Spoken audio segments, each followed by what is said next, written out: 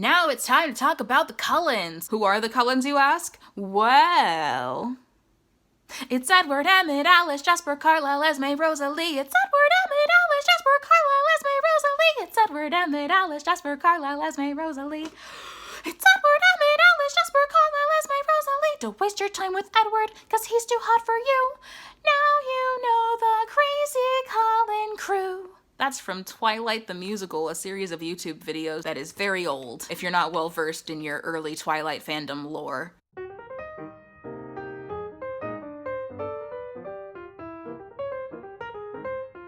I'm going to kind of go into this assuming that you have seen the previous Twilight video and are well refreshed on my ideas for that one. So if you haven't seen that video, probably go back and watch it. If you have seen it but have forgotten stuff about it, probably still go back and watch it. Also, trigger warning, this is about things that happen either in the books themselves or are mentioned in passing about what has happened to characters in the past, which means this is going to be referencing things like suicide, sexual assault, and domestic violence. So if you are sensitive in those areas, you might maybe want to not watch this. I'm going to definitely make an effort to be as sparing as possible in referencing those things. I'm not going to try to be gratuitous here. Let it be known that is going to be mentioned. I'm going to get to these characters in the order of the song, so Edward, Emmett, Alice, Jasper, Carlisle, Esme, Rosalie, and Renesmee, which means that Rosalie's going to be last, but do remember despite that she is one of the main characters. Like I said in the previous video, the three main characters are Bella, Rosalie, and Leah, so keep in mind Rosalie is still a main character. I'm just going to go in order of the song, because that's the life I live. Edward. Edward is grumpy but well-meaning, like I mentioned in the previous video. He's pretentious in the way of a teenager taking his first TOK class, and as a result, feeling uniquely suited to understanding truths about the universe and humanity and life. It's like, oh man, everything is an illusion, and I'm the only one who understands that. But he's not gonna be annoying about it, it's just gonna be very teenage pretension. Like, he might say society a lot in his essays, and that teenage pretentiousness is going to be like replacing his old man behavior from the books. We have to tamp down on the creepy stuff he does with regards to Bella, but I don't want to just throw canon in a garbage disposal. I feel like it's more skillful to keep what can be kept, but frame it in a better light. As a vampire and a mind reader, it makes sense that his concept of privacy would be kind of lacking, and it's understandable that his concept of morality was pretty much just orbiting don't eat people for a century. Doing creepy stuff isn't even going to register to him as creepy straight away. I'm not making excuses, hear me out. Maybe like we'll see him on his way out of the house and Carlisle's gonna be like, where are you going? And Edward's just like, it's cool, I'm just gonna break into her house for a little bit to check on her. And Carlisle's gonna be like, Edward, you can't do that. And he's like, oh wait, yeah, no, you're right, I can't do that. That would be very messed up to do. Thank you for reminding me of the social rules of humans. He has to reintroduce himself to human morality, because like with his siblings, it's just a matter of like, I've read your mind and I know that you're not actively making out, so I can just walk into your room. And everyone else he just doesn't socialize with. Like, he's not socializing with humans. He hasn't knocked on a door in his entire life. You think rich men in the 1910s were knocking on doors? But yeah, when he was breaking into her house in the books, it's gotta be like, a part of me is wondering, hey, why is Carlisle letting him do that? Here, Carlisle's not letting him do that. Vampires are very obsessive about what they care about. They have intense feelings about things. This, what I'm about to say, is more of a headcanon than canon, but I feel like it's because they don't sleep and they live forever, so they kind of have to develop a strong sense of passion for things in order for their immortal life not to suck. I'm never going to be able to take a nap or like just turn my brain off for a bit, so I have to care a lot about the things that I care about. As a result though, Edward's feelings of curiosity towards Bella and eventually love for Bella are going to kind of give him a need to be around her. He's not just addicted to the smell of her blood, but to her presence. And as a result, like while he is not stalking her because he knows that it would be wrong because Carlisle reminded him that it would be wrong, he does have huge difficulty not stalking her because vampire instincts are like, go stalk her. And he's like, no, that would be wrong. Kind of like he has difficulty not eating her, he also has difficulty not stalking her. But he controls himself. It's very essential to know that he controls himself until Bella is like, no, you can climb in my window at night. Until that point, he does not climb in her window at night. We still do want to honor the spirit of the text instead of like 86ing it completely though. So what I'm gonna have happen instead of him literally breaking into her house is that like when it gets kind of unbearable and he really needs to be around her but he doesn't want to break into her house, he's gonna like call her. And so like there'll be times where she's sleeping and then she gets a 3 a.m. call from Edward Cullen.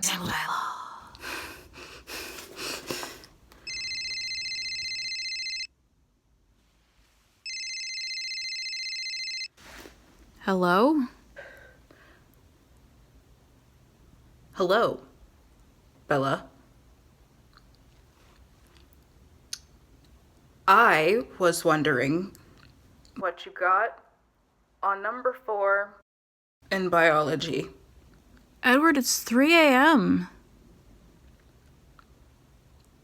Every night he's actively resisting the urge to break into her house, so it's just gonna culminate in like, hey Bella, and hearing her voice tides him over. Depending on how weird we want to make it, I kind of like to imagine that the actor for Edward Cullen has like a very like face when he hears her voice, just like, oh thank goodness, oh my gosh. Also, in the interest of keeping to the spirit of the text, we are still going to have the I like watching you sleep type of interaction. It's not going to be exactly that egregious. What we're going to have happen is Edward and Bella are sitting next to each other on the school bus for a field trip, and she falls asleep against the window and he watches her sleep then, not in her house, like on a school bus for a field trip. And when she wakes up, she sees that he's staring at her and she's just like, were you watching me sleep? And he's gonna have an oh crap face, like, oh, she caught me, and he's gonna just be like, yes. And it's gonna be so awkward, and I want it so bad. Canonically, he took some time off from murdering people sometime in the 20th century. He broke off from Carlisle for a bit and did murder. Also canonically, he killed abusers and stuff. He killed the man who abused Esme. He killed people who did assault others. He would read people's minds, determine who deserved in his mind to be killed, and he killed them. Because of his mind reading, he knew who was going to do harm. I want to develop that a little in that he still has the inklings of vigilantism even now. He's not still killing people who murder or do assault, but he is going to stop those crimes from happening. Hearing people's thoughts and knowing they're going to do a bad thing makes him feel complicit if he just lets them do the bad thing. Sometimes we'll have him pause mid-conversation and go, hold on, I gotta stop a crime. Even just in passing, maybe he and Bella are walking down a school hallway and he knows that a guy is about to like grope a girl. He just grabs the guy's wrist entirely in passing before he can touch the girl, and the girl gets away and Edward keeps walking. The dynamic in the books with his parents, or at least the intended dynamic, since the family doesn't really interact much in canon, is that Carlisle is the respected parent and Esme is the comfort parent. Carlisle is the role model, Esme is the morality pet. This is likely the result of Stephanie Meyer's idea of gender roles, but I'm gonna kind of salvage what I can from that. I'm gonna run with it in that Carlisle is the parent that Edward tries to live up to, and Esme is the parent who he talks to honestly. With Carlisle, there's still a feeling that Edward really wants to impress Carlisle and convince him that he's like a good person, that he's just like him, good like Carlisle. And with Esme, he can like actually be himself more. She's the one he can confide in and learn relatable lessons from. She's his Charlie, basically.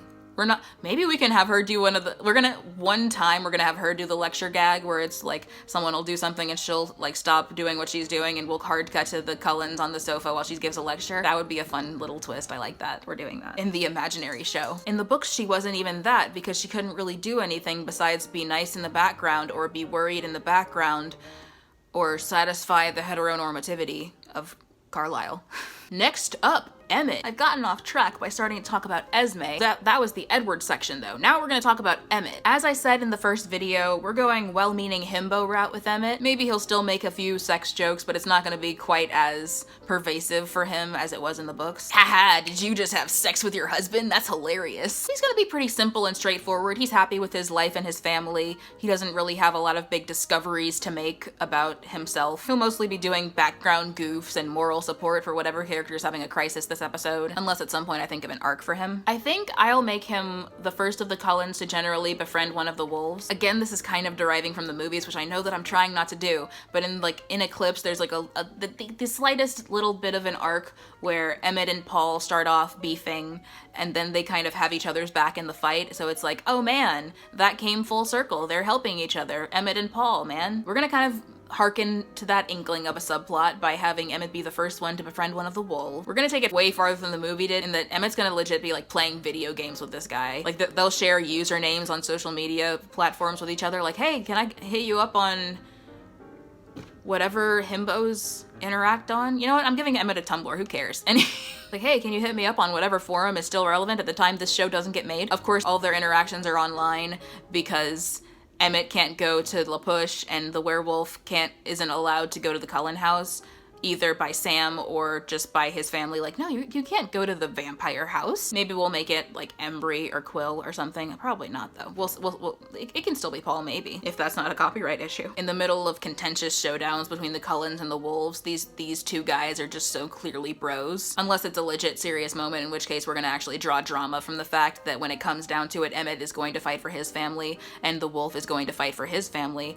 So it's just like, man, I like you, but I gotta back my people though. Other than that, we'll maybe have a few instances where Emmett's impulsiveness causes minor problems, but he's not really gonna drive major story arcs. He's mostly there to enjoy, not worry about. Not to say that he doesn't have depth, he's gonna have moments where he like reminisces on his family and his thoughts on being immortal and stuff. Like, we're gonna see that he has depth. He just isn't going to drive the narrative a lot. Now for Alice. Okay, let's reflect on the fact that Alice does not have any human memories. She does not have any memories from being a human. Let's reflect on that for like 5 seconds.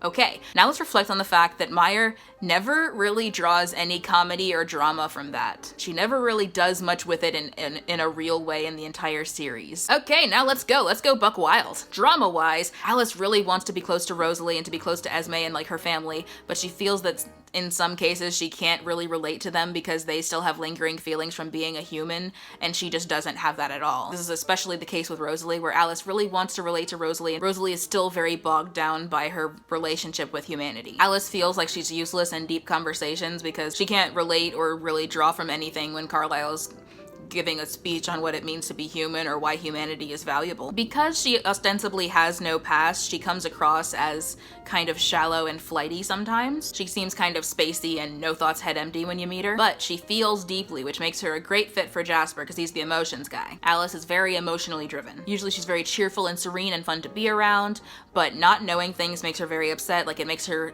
agitated to not know things. It's why she doesn't dwell on the past, because she doesn't know the past and that upsets her. And it's why she really hates it when something is blocking her vision, because it's like, I don't know what's going to happen. This is very like uncomfortable and upsetting for me. Comedy wise, there's a lot of random human stuff that she just does not know about. When she's socializing with Bella and Jessica, this is going to become very obvious. Oh my gosh, I am enjoying this shopping we're doing right now together, the three of us. But give me a minute, I have to go to the bathroom. I'm on my monthly. Your monthly what? My period.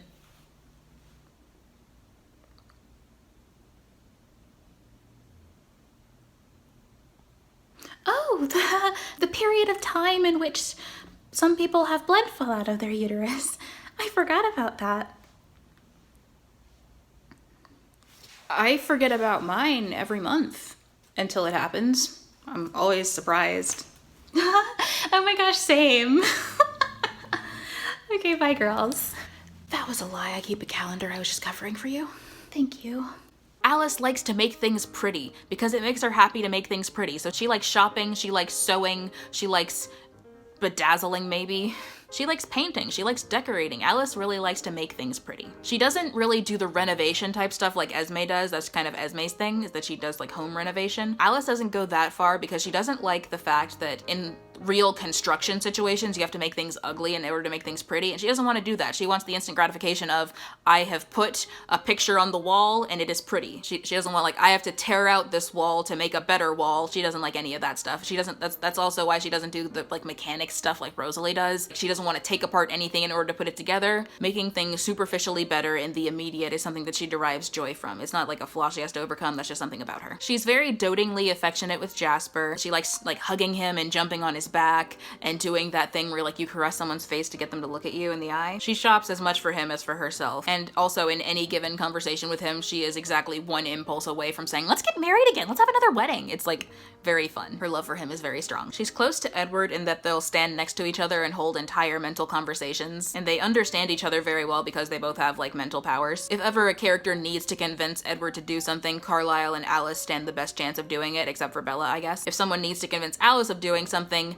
Edward and Jasper stand the best chance of doing it. With Rosalie and Esme, because she feels like she doesn't have that deep connection of understanding their human memories, Alice expresses love and affection through gift giving. This also serves to deflect when they want to kind of breach a topic that she doesn't feel she is able to discuss. She'll just suddenly go, I got you a decorative figurine of an elephant! I got you a macrame wall hanging! Just like throwing stuff at them to avoid having to get into the unrelatable human discussions. With Emmett, she indulges his chaos. Rosalie might walk into the room and Emmett is just like lifting Alice like she's a weight at the gym, benching Alice basically. And Rosalie sighs in a casual manner, implying this isn't the first time this has happened. And she's just like, babe, you know you can't bulk up anymore, right? We don't grow. Our bodies don't change. And Alice is just like, I'm having fun. On to Jasper. I already went over how we could change his character in the previous video, so I don't think I need to do that again here. Here we can kind of discuss his relationships and how he interacts interacts with the other characters. I think I'd like him to be a character who doesn't talk much. He gets a fair amount of focus because he makes good facial expressions to convey what he's thinking, and when he needs to talk, he does, and he makes his words count, but he doesn't talk a lot. When he does talk, he'll convey what he needs to convey, and he gets some good little quips in at other characters' expense. He's sarcastic and cool, and again, Alice brings out his soft and caring side. Emmett brings out his dumb and fun side. Like in the first video, I mentioned that there's a snowball fight with the Cullens. Jasper has a snowball fight with Emmett because Emmett brings out his dumb and fun side. With Emmett, he can just be a bro. Just a bro being a guy being a dude. Rosalie, I see him having a special relationship with in that like they share the same last name. He uses her last name because like their cover story involves them being biological siblings. So I see them being actually pretty close. Like they act like they're biological siblings. They have like a Ryan and Sharpay energy. They're the rich twins who are probably talking about you behind your back. Rosalie brings out that side, the petty, definitely talking about you behind your backside.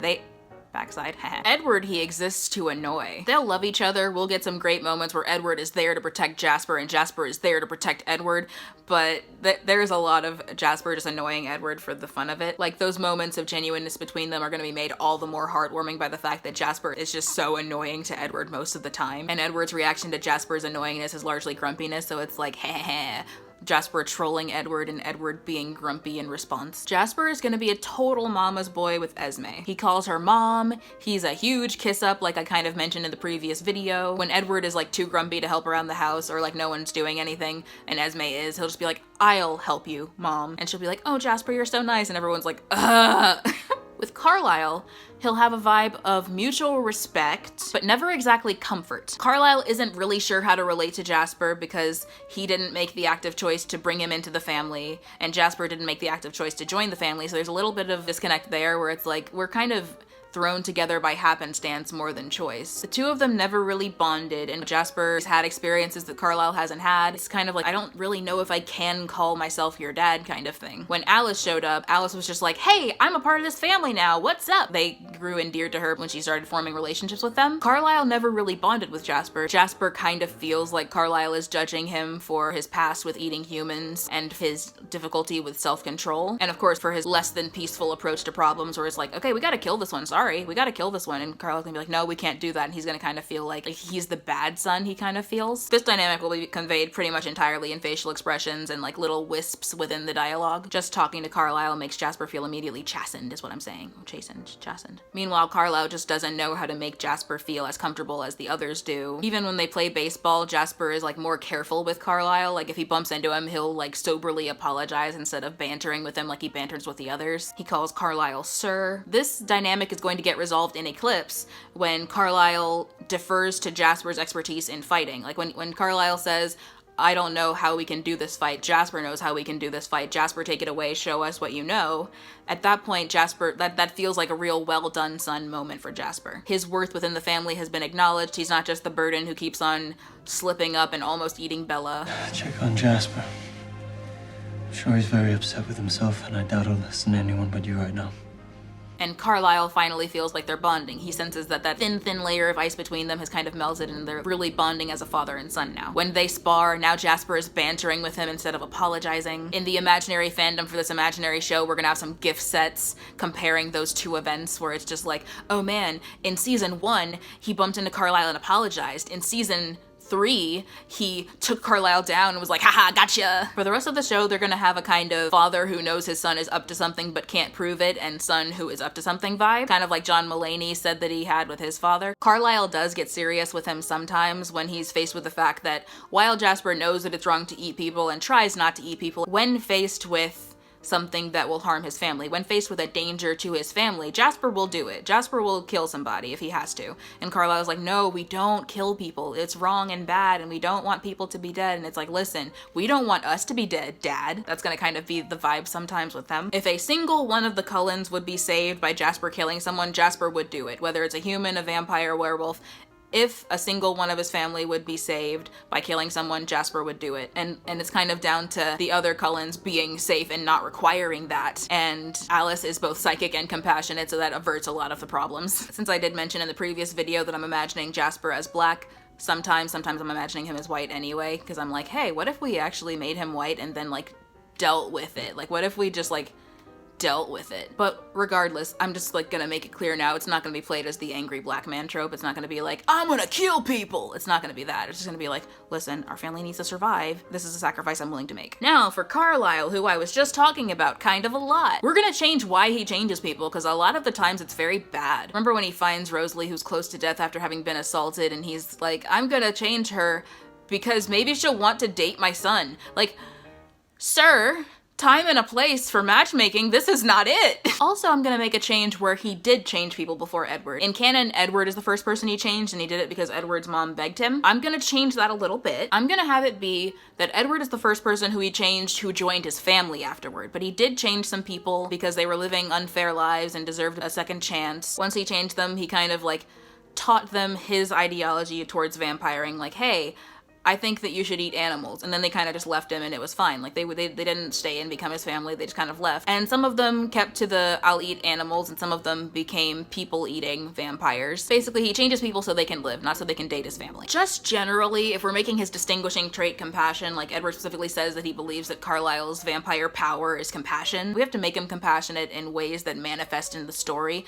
And to do that, we kind of have to mention what he was doing in these centuries that he was alive, besides just not eating people and hanging out with the Volturi for a bit. I'm gonna say that he didn't turn a ton of people. He wasn't just going around turning people. At the very beginning, he didn't turn anyone because of his hang-ups about souls and being a monster and stuff, but he did serve as a doctor for people who otherwise might not have been helped, or at least might not have been helped nearly as competently. Hi, me again. Competent might have been the wrong word. I more meant that the people who were in a position to help them might have either had very few resources or they might have lacked the particular care for their well-being. I'm not really speaking to their degree of education or intelligence. This is spoiling the OC section a little bit, but I'm gonna say that at some point between becoming a vampire and the 13th Amendment of the US Constitution, he served as a doctor for enslaved people, or runaways. He would sneak onto plantations or into safe houses under cover of night, and he would give medical care to the injured, or the sick. At one point, and no, I don't know how, one of the enslaved people figures out what he is, and that person learns that he could be changing them too, and she's basically going to say to him, if you know that this is wrong, if you know that I shouldn't be living like this, then make me a vampire so that I can protect myself and like get myself out of the situation. Carlisle tries to pull his whole I'm a monster, being what I am is not worth your soul type of thing, but the woman basically is going to respond with something like, if you care about my well-being on my terms instead of yours,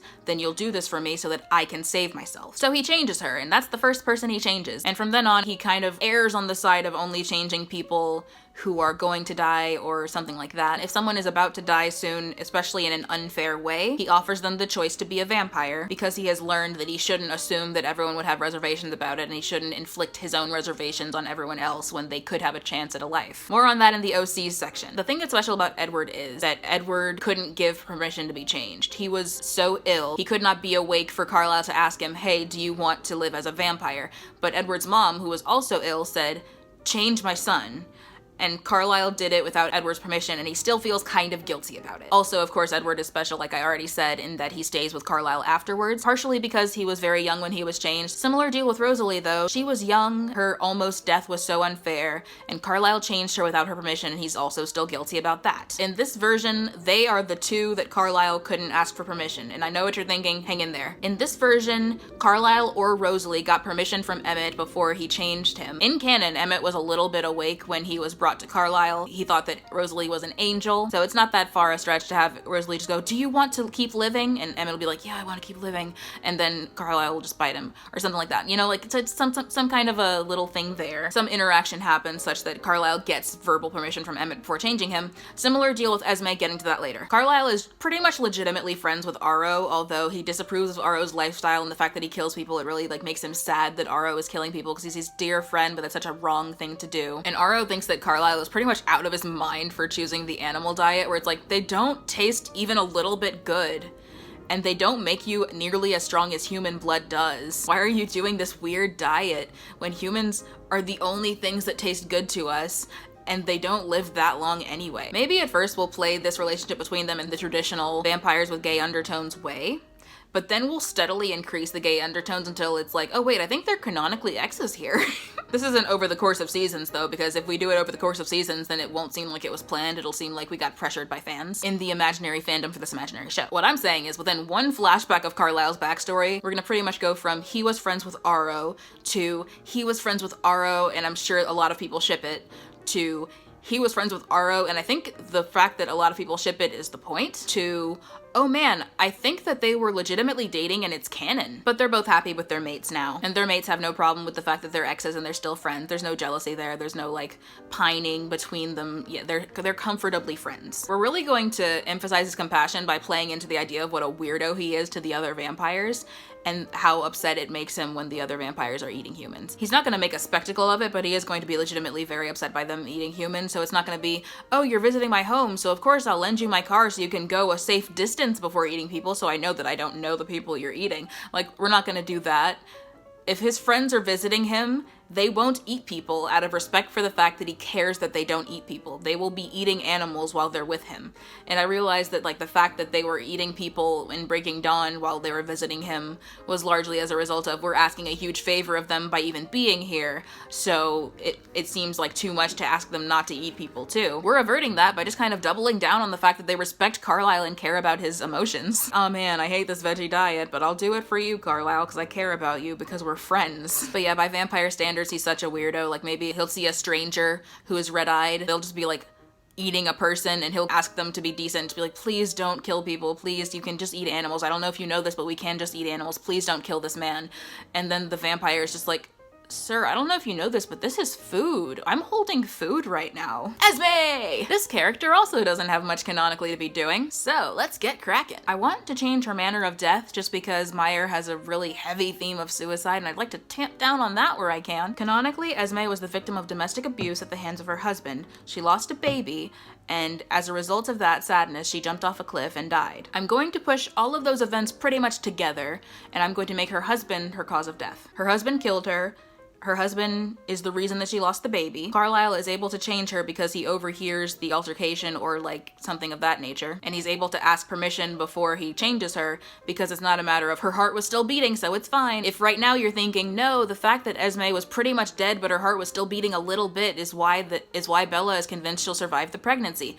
Well, we'll just make that Rosalie. Rosalie can be the one who was basically dead but her heart was still beating a little bit. Make that Rosalie. And then Esme was like conscious enough to give permission to become a vampire. We're gonna have Edward say something like, I don't know how Carlisle had the control not to kill the man. And Carlisle's gonna say something like, if I had spilled his blood and tasted it, it would have been impossible for me to save Esme. And then Edward is gonna at some point inform Bella that he tracked down Esme's ex-husband and killed him, and that's gonna highlight the difference between those two characters, Edward's vigilantism, etc. Esme is deeply kind and feels strongly for her family.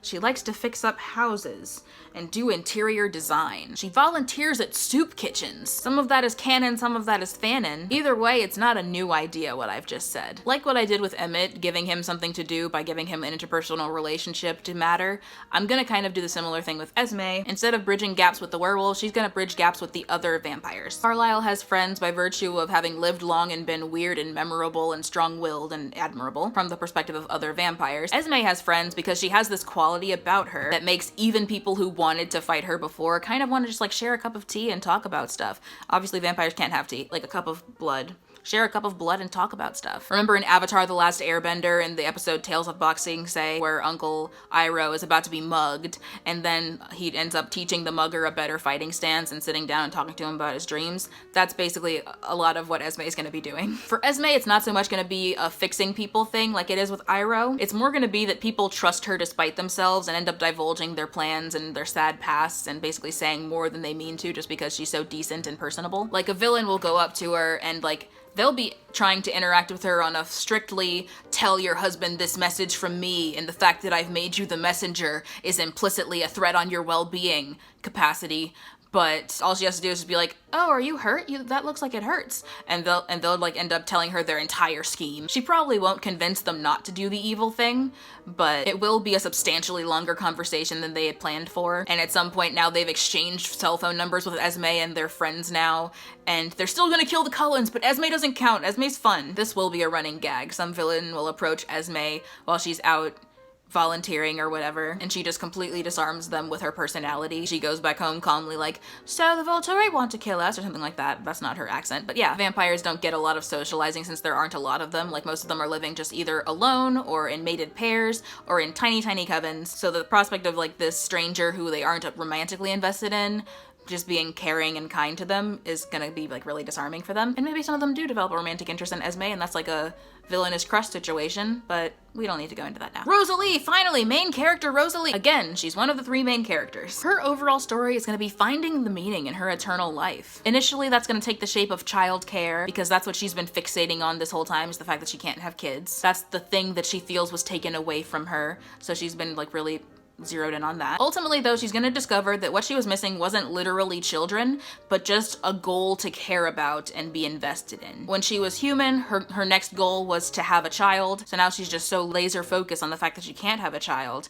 that it's impacting her ability to be happy. Basically, before now, she was missing a want for the future. She was missing a goal, a passion to drive her forward into the fact that she's not going to die, at least not naturally. Maybe while she's babysitting one of the kids, she learns about a bad law with regards to how disabled people are treated, and she's gonna be like, that's terrible, and then she's gonna like start doing petitions, and then she's gonna be like, wait, I think I care about something, and she's gonna get like into politics, but not in a way that'll threaten a TV audience, so like into politics in like some of the obvious ways, I guess. I don't know why I'm playing it so safe here. I could just go full Black Lightning with it and be like, no, she's into politics in like the edgy ways, and we'll just have to let our audience, the imaginary fandom for this imaginary show deal with that. Basically, where before her passion was children and she was just miserable because she lacked that, now her passion is making the world a better place while she's still alive. She's a really good mechanic in canon. She works on cars, and also canonically she's been to medical school because she and Edward are the only ones who have really good control with regards to human blood, and Carlisle needs to have medical school knowledge that is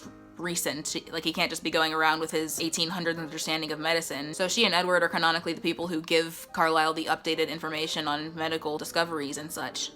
Medical practices. We're keeping those things. I think I'm gonna like really dig into the fact that Rosalie is the STEM person. She's gonna pick up more STEM skills like hacking. She's gonna be their hacker. She's the tech-savvy sibling, basically. This also helps her to team up with Jasper a fair amount in that he's the strategy guy, and he's the guy who can get them fake paperwork for stuff, and she's the hacker. I'm picturing her at a computer doing the TV hacker typing, and Jasper's kind of like leaning over from behind to read from the screen with his hand on the back of the chair, leaning over and like talking to her. They're siblings, and I like that they're siblings. She's indifferent to Bella as a person, but very resistant to the idea of pulling in a human who has like a life ahead of her and making her a part of the family, basically stealing her human life and making her a vampire. And also she has a pretty haughty demeanor in general, and Bella is going to interpret it as dislike. Like, she's going to read dislike from Rosalie, even though it's going to become a running gag that characters will be like, Rosalie doesn't dislike you. Maybe I'm overusing the words running gag, but basically a lot of characters are going to repeatedly tell Bella that Rosalie doesn't dislike her, but she's still gonna be like, no, she pretty clearly hates me. That's almost exactly the dynamic they have in the books, really. It's just that in the books we have Bella's perspective, and so we're meant to interpret Rosalie the way she does. She's always polite to Bella. Unlike in the books, we're really gonna build on that tension between them. I'm talking held gazes.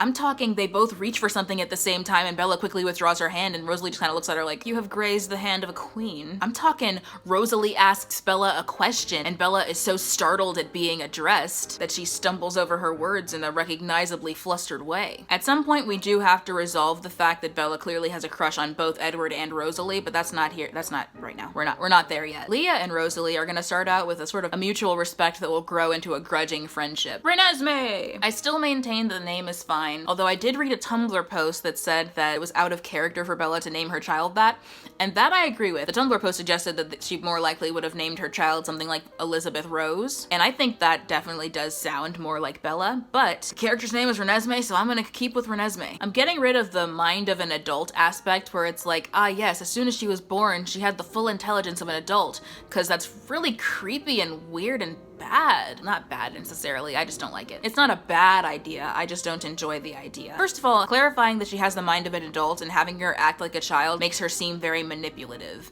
Like, the fact that she's still like hitting Jacob and stuff, it's like, okay, hold on. So you're a grown woman. You mentally, in your mind, you are a grown woman. You have enough situational awareness to be able to communicate your thoughts and needs.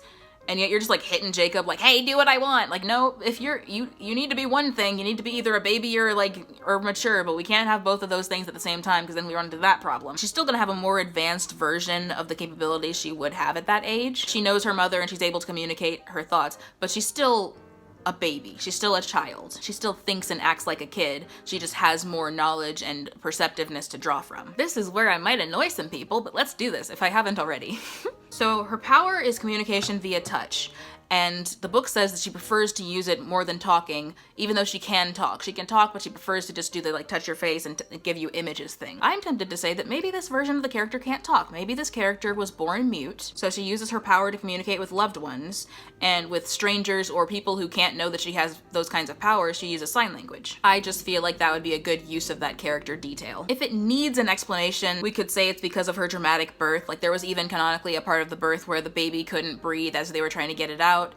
And we could say like, oh, while she couldn't breathe, she tried to claw at her throat or something, but like, we don't have to give a canonical, we don't have to verbally give an explanation. She can just be mute. Half vampires in universe are largely considered the perfect being. They can eat human food or drink blood and they would be fine with either one. They smell good to vampires, but they don't smell appetizing. They're immortal, but they can sleep and eat pizza. Basically, it's the happy medium of everything. The idea of having a half vampire, which is considered the perfect being, and having her have a disability, I think that's good. I think that's a good message. It would surprise some of the characters and definitely the audience, but I think it's good to communicate. She doesn't need to be fixed. She just is a half vampire with a disability and it's fine. Your perfect being can have a disability. Similar to in canon, Nessie is going to be very social and always excited to meet new people. She sees the good in everyone and her family loves to hang out with her. Because Alice has no memory of being a human, a lot of the baby and child rearing stuff is going to kind of blindside her to a degree. Not to mention Alice can't see her future, so that's also like really off-putting and creepy to her. But she still loves Nessie. She loves dressing Nessie up in cute little clothes. She loves how happy Nessie gets when she buys her toys. Maybe one time Alice is watching Nessie and Nessie loses a tooth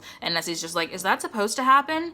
And Alice is like, I don't know. Maybe none of the other Cullens are reachable, so she has to call like Charlie or something, or like one of the werewolves. This might be stretching Alice's lack of knowledge about humans to slightly unbelievable degrees, but it's for rule of comedy, so it's fine. Nessie is gonna be closer to Rosalie and Esme than she is to her mother. Like, they're gonna parent her more than Bella does, but she is still close to Bella. Bella reads to her and she's there for her for the human stuff that the others might not remember as well. The vibe with Jasper is gonna be like, Jasper will give Nessie a piggyback ride while telling her that the world is a dangerous place and she needs to stay alert. And he probably like drills her on what to do in various emergency situations. Very cute, the two of them. The vibe with Emmett is he'll give her a piggyback ride really fast around the house just because it makes her laugh. With Jacob, once again, the relationship is completely unromantic, and it never will be romantic, because that's bad. He isn't clingy or obsessed. He's like the uncle who is passing by McDonald's on his way home, so he stops by McDonald's to get her some McNuggets because she likes McNuggets. Product placement. Stuff like that, though. They don't creepily monopolize each other's time. Charlie adores her. He's still learning sign language because humans don't pick up languages as fast as vampires do, and she can't use her power on him until season 6 because, you know, he's not allowed to know about the vampire stuff and the supernatural powers. Renee, when she finally does meet Nessie, is very surprised by her and very enchanted by her. If we want to go drama with it, we can do that thing The Good Place did where we have Renee be really motherly towards Renesmee and Bella gets kind of hurt because it's like, if she was able to do that, then she just could have done it for me and just didn't. That was like, ouch, when The Good Place did it. It was like, oh man, Eleanor, I'm so sorry. So I want to not do that because it would hurt my feelings. So I'm gonna have Renee still be kind of flaky and irresponsible, but more attentive. So it's like, she's not neglectful, she's just irresponsible now. So like she'll be like, hey Nessie, let's do this, and Bella's like, no, that's dangerous, or something like that. We'll see. In this version, Nessie really likes Leah. Like, Leah is the cool aunt who acts like she doesn't want to spend time with you but really does, where it's like, ah, beat it, squirt, something like that. Rosalie and Leah in this version were like the main helpers in giving birth to Nessie. So like the three, Bella and Rosalie and Leah, form an unshakable bond there. Nessie likes to follow Leah around. She finds everything Leah says really funny. And Leah is jokingly, affectionately dismissive about it. It's like maybe she gives Nessie a leather jacket for Christmas and it's too big on her because she's growing so fast. Also, further down the line, I think Nessie's gonna be gay because everyone wants Nessie to be gay. And that's everything! That's everybody! I hope that I covered everything satisfactorily and I hope that you guys enjoyed it. Let me know in the comments what you think about the characters, how you would characterize them, what you liked, what you maybe wanted to move away from. Like, no, I don't like the idea of changing that. If you feel that way, let me know. I'm curious. Despite the fact that I used a very adenoidal voice to portray you, I do care about your opinions. Thank you so much for watching this long. Drink some water, look at the trees blowing in the wind, and feel a deep respect for nature, and have a great day.